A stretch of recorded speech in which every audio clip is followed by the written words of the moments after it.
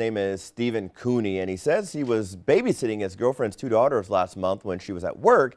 He says he noticed a BB gun and decided to have a little fun and chase the girls. After pumping the gun 3 times, he told police he fired a shot at the 4-year-old, who he says was hiding behind a box spring.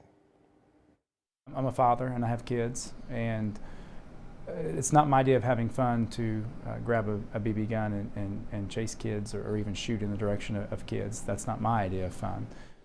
That's Scott County's Chief Deputy Chris O's, and he is not buying that story. And he says that's why Cooney is charged with battery, criminal recklessness, and neglect of a dependent. The little girl was shot in her head and was later flown to Norton Children's Hospital, where she's been now for more than a month. And tonight we learned her injuries may be lifelong. The BB is still in her brain and may remain there indefinitely. Tonight, Cooney is behind bars in Scott County on a $50,000 bond.